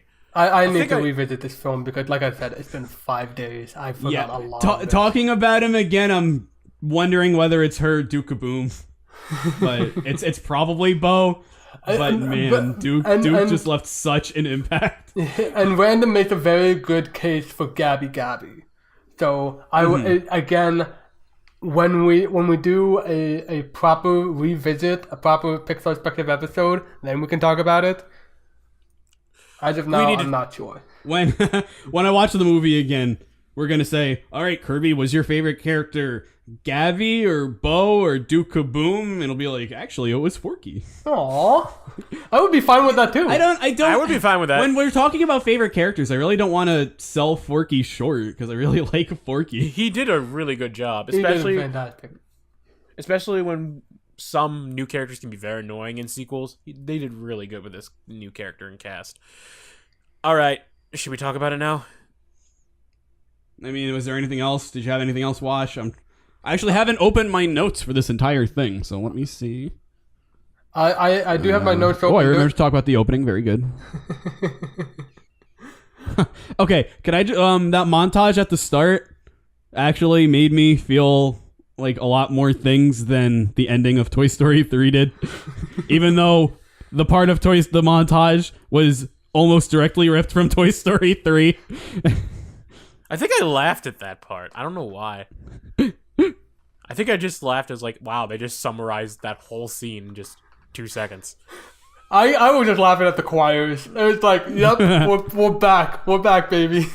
Okay. Yeah, okay. I pretty much said that's not about the ending. I pretty much said everything that I wanted to say. The only other note that I want to add, I would rather save for when we do a proper discussion because it's more about the production side of it. Because there were some, shall we say, issues with the production of this. But that's it. That I feel I can easily add talk about when we do a proper revisit. We'll get there when we get there. We have enough production problems to talk about when we get to Brave, so. Ooh, yes. Ooh, yes. Okay, so all right. Let's talk about the ending? Yeah, let's talk about it. So, they decided to get Woody back to the van to meet up. And then he's just about to go when we see him grasping the end of there, just like he grasped the end like when he was tempted to join Bo Peep in the beginning. And then you see Buzz walk up to Woody walk up to Buzz, and you just see him look defeated. He doesn't want to go. You could tell. And Buzz just says, she'll be okay. And then Woody just does a sigh or something, and then Buzz just says, Bonnie will be okay. Yes. And then that's when Woody leaves the group. Where was that Buzz, by the way? Yeah, right? Yeah. That was so much better of a Buzz than we've had in the past. Well, you know what they say, you gotta have the Buzz and the idiot Buzz in every single Toy Story movie. I mean, apparently so. I thought we got out of it. Even if they're the exact same Buzz, you gotta have two different Buzzes. Which, Yeah. I mean, I guess is the case with Toy Story 1, but whatever. Yeah, God, you're right. But yeah, he leaves, and I feel conflicted. Why do you That say might be just conflicted?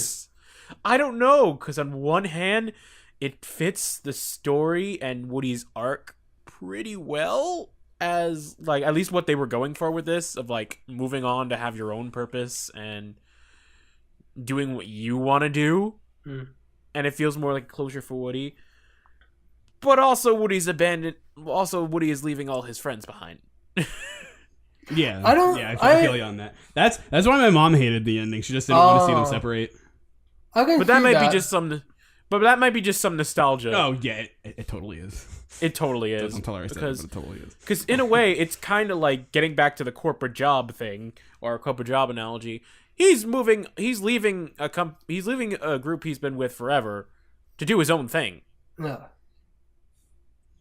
I'm fine with that. I'm more than fine with that. I'm kind of okay with it. I'm okay with it. I just give mad respect for them for actually going through with this. They didn't back down at the end. I watched an interview. At least as of now, not- they didn't back out because God forbid in another 9 years. I was watching. It was an interview. Tim Allen had actually pitched an alternate ending to Pixar where it kind of implied that the toys would meet again at some point. And the director was looking it over. He said, I really like this. This is good. He finished reading it. He puts the script down and he said, we're not doing it. Ooh. And that was that. When Tom Hanks finished reading his last line of Woody, he asked everybody if they could turn around. And everybody did. And he said he just, in that moment, realized that he was never again going to record for Toy Story. It's just watching these interviews, it's just like, wow. Yeah. Oh, can you see? Is that a video? Can you send me that video? Important. This franchise is important. Oh my god, it's so important. It revolutionary. It changed animation as we know it. It's the reason why all movies are 3D now. Yeah, it really is. And this was Pixar's, and it's all. Yeah, it was a major change. I think like from the production side, like because we've lost like Jim Varney, the voice of Slinky, and Don Rickles.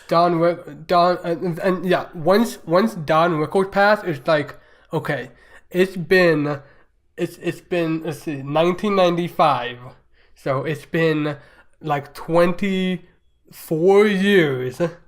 This cast is aging. We just have to move on. Yeah. Like, unless there's going to be some future Disney CEO who wants to do a reboot, shuddering at the idea of that. Oh god, a live-action remake. Oh my god, don't you bring this evil into this podcast. Don't you dare. Oh god, give it time in 2037. And on Disney Plus. Oh god. Just like a whole series of Woody and Bo just saving toys. I have a feeling that they might like game it like that. It was like the But Tim Hanks is gonna do it, not Tom. Jim Hanks, yeah. Honestly, if based on it, sounds like they're done. They are done with Toy Story. Yeah, I thought that during Toy Story 3, but this one seems definitely more like, okay, we're ending this for sure. Kirby, you made a really when you and I were talking about it after you came back from the theater, you said you had a really good line, and I want you to say it on the podcast.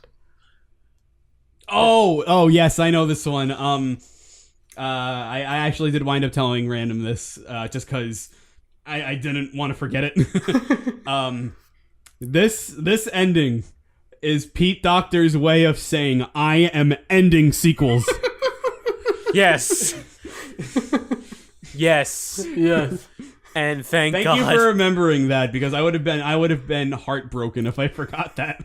Oh my God. I wanted to make sure you get that in, because that is a very strong point. I mean, there might be other sequels down the road, but this is the end for Toy Story. I remember Pete Docter specifically saying that he wants nothing but original. There's nothing but original movies coming for a long time. Good. Yeah. For the next, I want to say like 5 films at least is gonna be original concept, because they just like they're done. Yeah, and I can very much see that, because we talked. I think we talked a bit with the during Toy Story 3 or one of the episodes was that like, or maybe it was. Or maybe it was during the Cars 2 episode, which we also did amazingly. Was that? But look at the annotations below. Oh, rip annotations. Oh, rip annotations. Whatever they're called. Or cards, whatever. Like the whole reason that Pixar was doing like all these original concepts for so long was because they were contractually obligated to. And then once the contract was up, and they did and they got like Toy Story 3, that was when that was the kind of the start of its suffering. And I'm at least hoping that Pete Docter recognized that, and he's trying to like bring it back to like, okay, let's actually get creative here. We'll see. We'll see, and that's also something we can talk about, like in the finale of the Pixarspective. But anyway, what did you think of the ending, Wash? Assuming nothing but praise. oh yeah. I had mentioned earlier that like it was very slowly starting to die. Like, in fact, I would say that like for most of the movie, I was saying that like this is funny and it's okay. When the Gabby redemption came in, and then the realization that like, wait, they've written themselves out of a corner if they're gonna do sequels, and that I realized like, oh. And that made me appreciate this a lot more, and so that's why I'm kind of holding my complaints on it, because it could well change. That I just didn't realize that like, oh, this is the end. Yeah.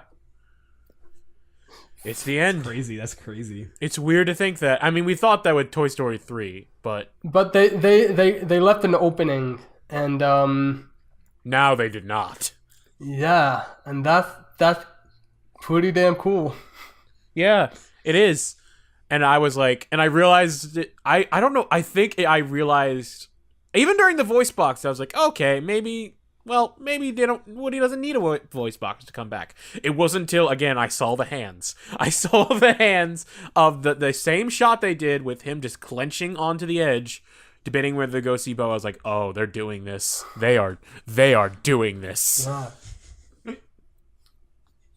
And they did it. And then the whole cast came out, and I was like, they are not making me cry again. They are not doing it. It's not happening. And then I saw Woody and Buzz hug, and I'm like, God damn it! I shed a tear during that. Only because they hug, though. Only that. Otherwise, I was fine. I'm fine. Okay, I'm fine. It's been 24 years. I'm fine.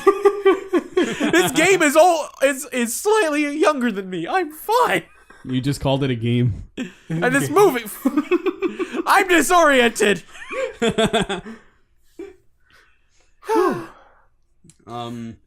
What did you think? You said you wanted to mention something, Kirby fan. Yes. I'm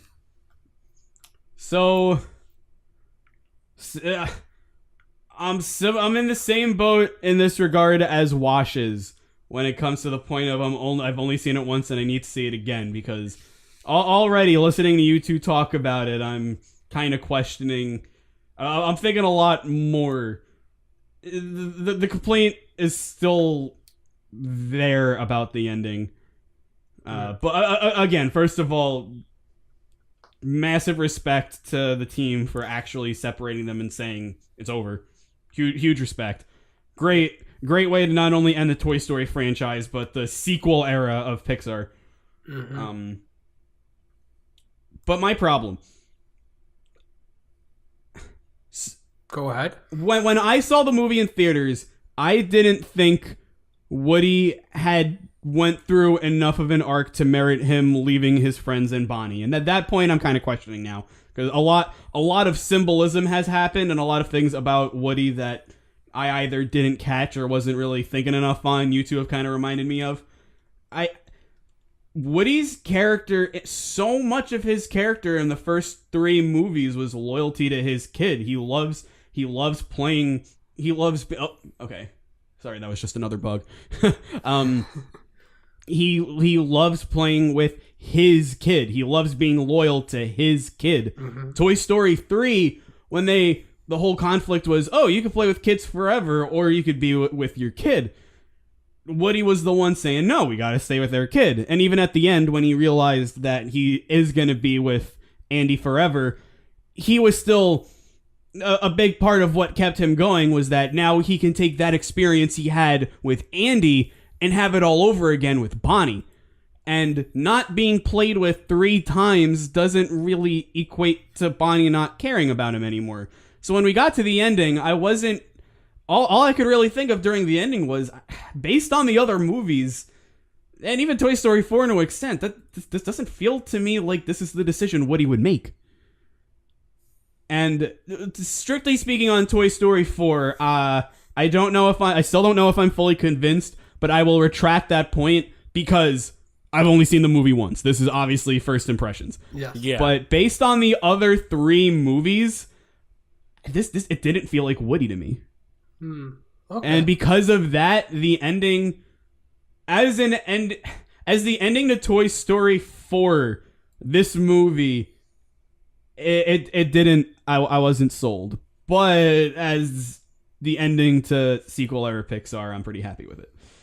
I would definitely agree that like the when in the opening when Woody is about to hop on to Bo Peep, that I felt like it didn't feel like Woody would have.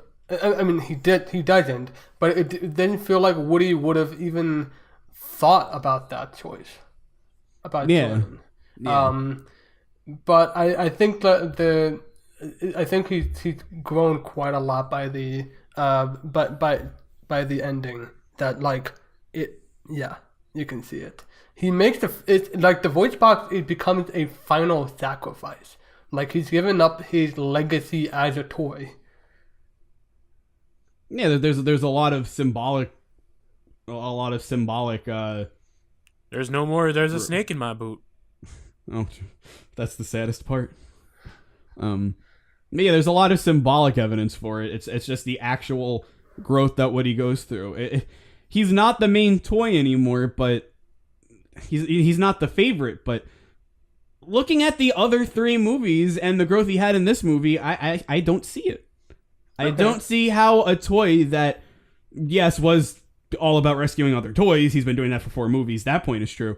He wants to make kids happy, but Woody himself, he loves making his kid happy. In Toy Story 4, when he slept with Bonnie towards the beginning of the movie, when Forky kept jumping into the garbage and Bonnie grabbed him and she was hugging him in her sleep. That's what Woody lives for. That's what Woody loves. And seeing Woody give it up because his time was over, better worded than that, but you know what I mean? I didn't buy into it. I wasn't convinced that this was something that Woody would do. Oh, okay. After, and again, like I said, I will have to maybe hold that point for strictly speaking about Toy Story 4. But taking the other films into account, even three, I don't buy it. Okay. I just don't. And that's when I left the theater, I remember thinking, I don't really know how this movie is as a sequel, but especially talking about it today and just letting it sit, it's a good sequel. It does a very good job at respecting the other 3 movies while not ditching them entirely.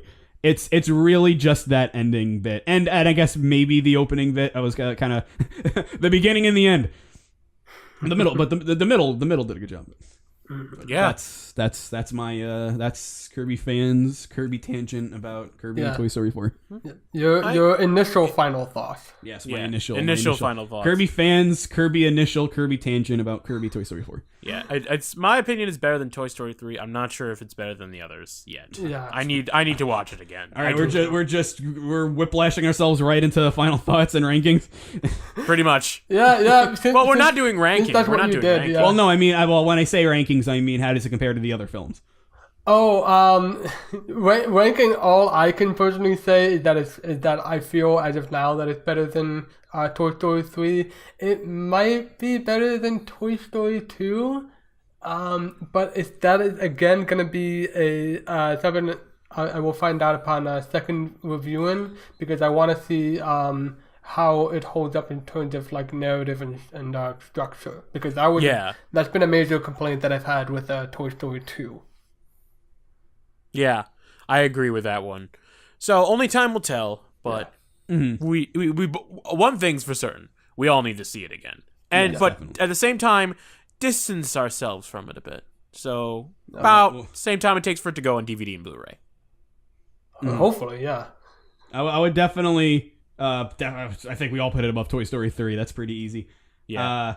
At the moment, on my first impression, I would not put it above Toy Story 2. I would still, I'd take Toy Story 2 over this. But it's good. It's It's I good. mean, I guess leading into final thoughts, I'm very pleasantly surprised. I thought this movie was going to be stupid and dumb. And it was... I mean, it was stupid and dumb in a good way. But it was also very... It had something to say. It wasn't just a movie that came out because they wanted to make money off of Toy Story. It had a point. Yeah, I'm very much in the same boat. I didn't think that it was gonna be stupid and dumb. My thoughts on this was Toy Story. My impressions before seeing it was this will be serviceable. It will be okay, and it elevated past that, and good on it. Yeah, I didn't laugh as much, but that I can't really call that a complaint because I was just more like taking it in thoughtfully, and again like the realization that like this is the sequel to end all sequels. Well, at least for now. Yes. I appreciated that immensely. Me too. It feels like the end of a Pixar era. Like first we had the golden renaissance of Pixar in the early mid 90s to early 2000s. No, basically to the 2000s, all 2000s pretty much. Yeah, because up with 2009 and Toy Story 3 was 2010. Look at that. Yeah, and the 2010s were not the best year for Pixar. Well, had some ups, but had a lot of downs. But we're gonna explore that later. And now, as we get to 2020, we're going to see a new age of originality. At least, yes, hopefully. we have Onward. I remembered this time, and then we have the upcoming Pete Docter movie about how dreams are made. I believe the title so far is Soul. Sold, which reminds me a lot of Inside Out. But it's not a sequel. Inside Out's untitled name was a movie that takes you to the center of the mind or something. That's right. That is the exact untitled movie that takes you to the center of the mind. Yes. Yeah. All right. I can't say anything more about them though. Even though I'm a huge Pete Docter fan, that's I'm I'll excited. hold my tongue. I'm excited. Yes, there's stuff to look forward to. Whether or not you think the movies are going to be good or bad, something to look forward to. Yeah. We'll see. Well, what is there anything else we should say, or is that it? Andy. Well, on that note, thank you very much. And that is what they call a callback. Duke Kaboom. Aw, that's nice. Did you know that Mel Brooks' character was named Melephant Brooks? Oh my God. Really? And That's a Carol Cars Burnett's character, Carol Burnett. These are Cars jokes. Yeah, Who these was are the Cars clock? jokes. I don't think they're ever said. It's just that they're on. I guess they're on script. What it was. Yeah. Oh, They're just- I didn't get to mention that in that closet there was one character that I thought was the best of them. It was the clock. His name was Yes. Old Timer, and I looked him up. He's just a character actor. His name is Alan Oppenheimer, and he's just in dozens of films. But he's not a comedy legend, and I liked him so much more than the other toys. It was really odd. Yeah, me too. He was my favorite. Oh, All right. I don't know. I was gonna quote him, but I forgot his lines. But he did great. He was my favorite too. Oh! You're gonna do your King Candy impression again. Ah, fabulous. All right. Yes. All right. On that note, I think we're gonna end it off here. Yeah.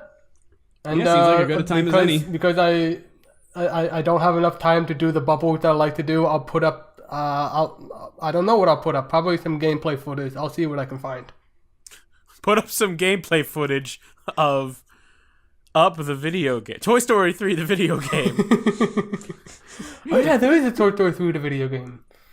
There is. Well, I will go to the store. Well, And get a hold on, capture card somehow. Yeah. Wait a minute. Oh, anyway. All right. Thanks so much. Okay. I'm Random Bystander here. I am the Wash. High five. Thank you. All right. And have a great night. We'll see you in Brave. We'll see you in Brave. Yeah. Bye-bye. Bye.